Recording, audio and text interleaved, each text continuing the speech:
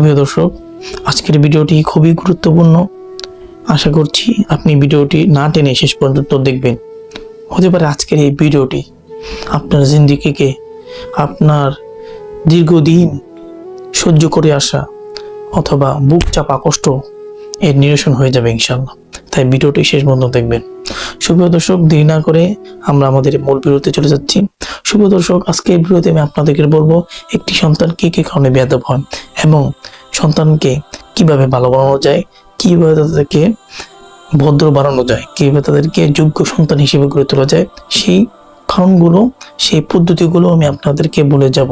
তাই মনোযোগ দিয়ে ভিডিওটি শেষ পর্যন্ত দেখবেন।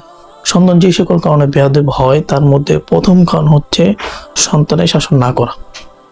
আমরা অনেকেই আছি সন্তানকে অনেক ভালোবাসি, সন্তানকে অনেক মহব্বত করি, কিন্তু বাট কোনোদিন তাদেরকে আমরা শাসন করি না, তৈরিবোধ করি না। এটি আমাদের সবচেয়ে বড় ভুল জায়গা। সন্তানদেরকে শাসন না করা এটা আমাদের সবচেয়ে বড় ভুল।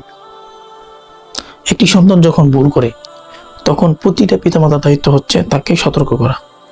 কখনো ভালোবাসা দিয়ে, কখনো শাসন করে, কখনো আঘাত দিয়ে সন্তানকে সংশোধন করতে হবে। আপনি যদি সন্তানকে শুধু আদরই করে যান, সংশোধন না করেন, তার ভুলগুলো যদি আপনি ধরিয়ে না দেন, তাহলে সে কোনোদিন বুঝতে পারবে না যে এই কাজটা ভুল ছিল। আমরা অনেকেই দেখি সন্তান বাবার গায়ে হাত তোলে, মায়ের গায়ে হাত তোলে অথবা ভাইয়ের গায়ে হাত তোলে, কিন্তু বলে যে তো ছোট, এমনি কদিন পরে ঠিক হয়ে যাবে। এমনি আসলে না, ছোটকাল থেকেই সন্তানকে সংশোধন করতে হবে। সে যদি বড়দের সাথে গায়ে হাত তোলে তাহলে এখনই প্রতিরোধ করুন। সে যদি বাবাকে গালি দেয়, তাহলে এখনই তাকে শাসন করুন, আদর করে থাপ্পড় দিয়ে অথবা যেভাবে হোক তাকে শাসন করুন। যদি শাসন না করেন তাহলে এটা আপনি বড় হয়েও এই সন্তান আপনার গায়ে হাত তুলবে, আপনাকে গালিগালাজ করবে।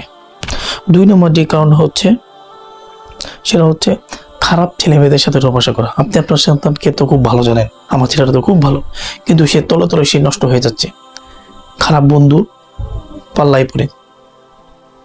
এই জন্য আমাদেরকে সোচ্চার হতে হবে। আমাদের সন্তানদেরকে যদি আমরা ভালো বানাতে চাই যে তারা বেয়াদব না হোক, তাহলে তাদেরকে খারাপ ছেলে মেয়েদের থেকে দূরে রাখতে হবে।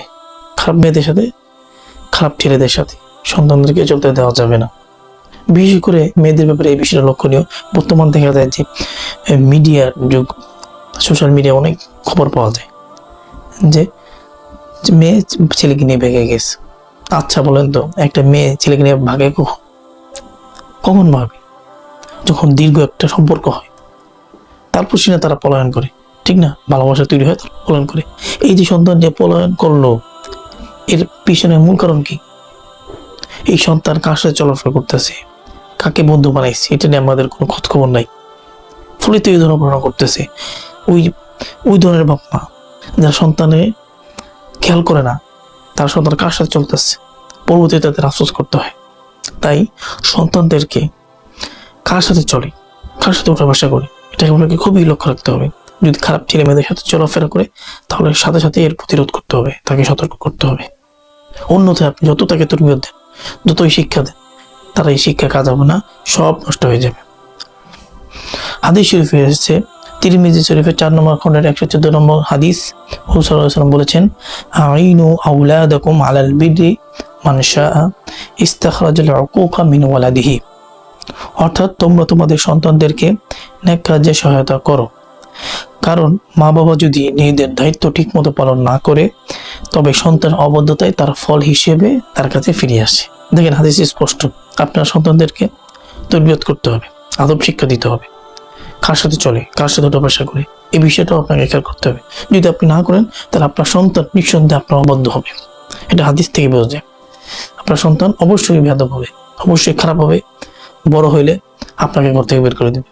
তাই সময় আছে, এখনই সন্তানকে তরবিয়ত দিন, আদব শিক্ষা দিন, কার সাথে কিভাবে আচরণ করতে হয়, পিতামাতার সাথে কিভাবে আচরণ করতে হয়, বড়দেরকে কিভাবে সম্মান করতে হয়, এইগুলো শিক্ষা দিন। এছাড়াও তিরমিজি শরীফের 2378 নং হাদিসে হুজুর সাল্লাল্লাহু আলাইহি ওয়াসাল্লাম বলেছেন, আলমার ও আলা দীনি খালিলি ফালইয়ানজুর আহাদুকুম মাই খালিল।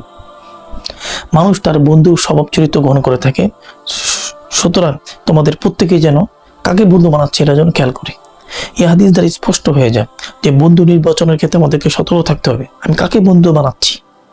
সুতরাং এই বিষয়টাও সন্তানদের ক্ষেত্রেও কাটবে, আপনার সন্তান কার সাথে বন্ধুত্ব করছে, এটা সে তো বুঝবে না, সে তো ছোট, কিন্তু তার আবেগ নিয়ন্ত্রিত না, তাদের বুঝ বুদ্ধি কম।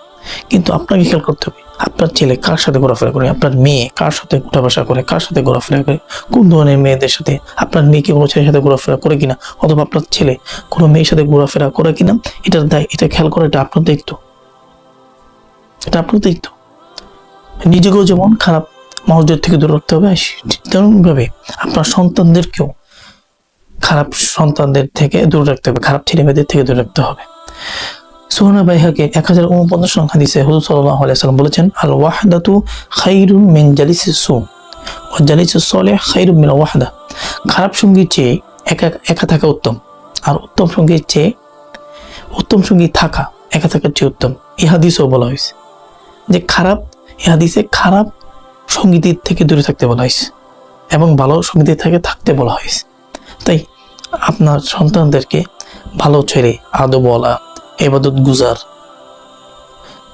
যাদের পিতা মাতা, তাদের সন্তান ভালো, ফ্যামিলি ভালো বলতে আদবওয়ালা, দিনদার, তাদের সাথে আপনার সন্তানকে, আপনার মেয়েদেরকে উঠাবসা করান। আমি বলতেছি না এটা যে আপনি আপনার মেয়েকে দিনদার অপরিচিত ছেলের সাথে চলাফেরা করতে, এটা বলতেছি না।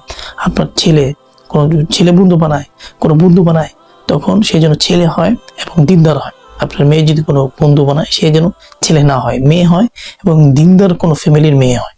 তাহলে আপনার ছেলের জিন্দগি সুন্দর হবে, আপনার মেয়ের জিন্দগি সুন্দর হবে। কারণ বন্ধু তার বন্ধু স্বভাব গ্রহণ করে থাকে, বান্ধবী তার বান্ধবী স্বভাব গ্রহণ করে থাকে। তাই আজ থেকে আপনি খেয়াল করবেন আপনার মেয়ে বা আপনার ছেলে কার সাথে বন্ধুত্ব করছে, সে কোন কোয়ালিটির, কোন ঘরের পরিবার, ভালো না মন্দ, এটাও আপনার খেয়াল করার দায়িত্ব। শুভ দর্শক, 3 নম্বর কারণ হলো মোবাইল ফোন। বর্তমান সময়ে সবচেয়ে বড় বিষ, সবচেয়ে বড় ক্ষতিকর জিনিসটা হচ্ছে মোবাইল ফোন। এই মোবাইল ফোনের কারণে হাজার হাজার যুবক নষ্ট হচ্ছে, হাজার হাজার যুবতীর জীবন নষ্ট হচ্ছে। এর কারণ হচ্ছে মোবাইল ফোন। মোবাইল ফোন থেকে যদি আপনার সন্তানকে দূরে না রাখেন, আপনার সন্তান যতই ভালো হোক, যত দুর্বল হোক, সে নষ্ট হয়ে যাবে, তার চরিত্র নষ্ট হয়ে যাবে।